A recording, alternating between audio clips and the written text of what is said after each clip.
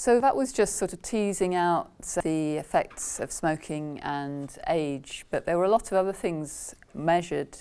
And you might think, well, one thing we might want to do is to try and create a model to predict the risk of death based on all these other factors. So that might be an objective that we've got.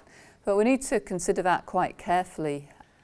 You've got lots of variables. One possibility is to throw them all in the model, but that could lead to sort of overfitting, and you've got irrelevant measurements in the model that can cause noise. So that isn't necessarily the best thing to do. So there's different options to how you can go ahead with this.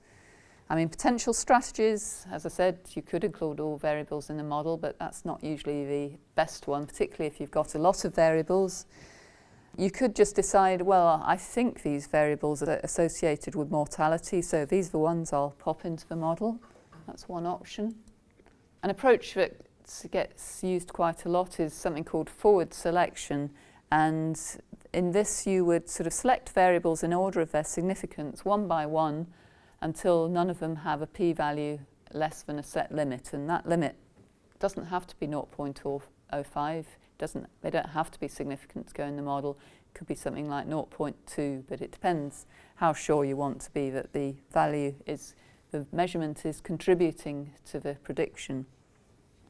There's also an alternative approach called backward selection, and in that you put all the variables in to start with, and then you delete them one by one in order, decreasing order of the p-values. So the largest one with the largest p-value you would take out of the model, refit it, then take the next measurement with the next largest p-value until all the p-values are less than a set limit, which, as I say, it's up to you to set. It doesn't have to be 0.05. Usually it's a small value, but it doesn't necessarily have to be at the level of statistical significance. And there are mixtures of sort of forwards and backwards selection, which sometimes gets called stepwise selection, where you sort of go forwards, put variables in, and then if you find one the p-value gets too small, you take it out, go backwards and forwards until you get to a model. But none of these are there's not any definite best way of selecting variables. There are also other ways of variable selection people have suggested, but it depends on a lot of things.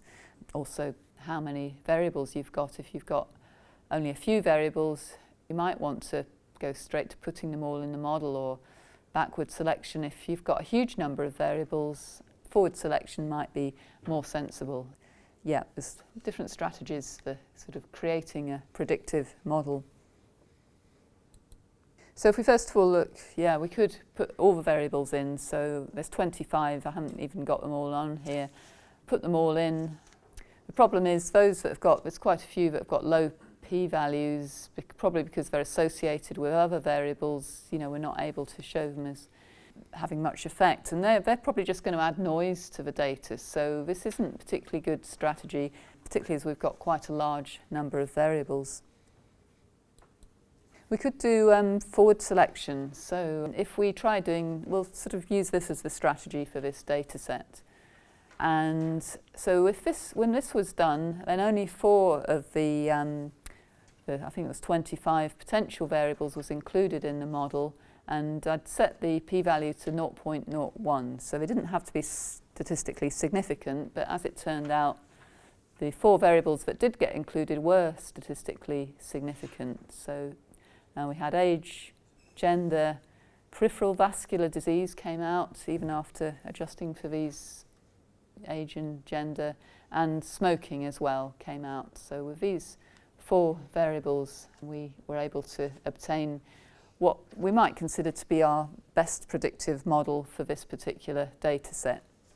So the logistic regression equation came out like this. These are the sort of actual numbers in the model, which are taken as these estimates. And sometimes people will use that as a score. You can just add up this equation, you get a score, and the higher the score, then the more likely the patient is to die.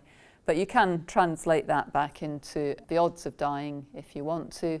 And SAS also gave the odds ratios showing the contribution of each of the effects fitted in the model. So you can see, in fact, having peripheral vascular disease was the highest odds ratio, so that was quite risky.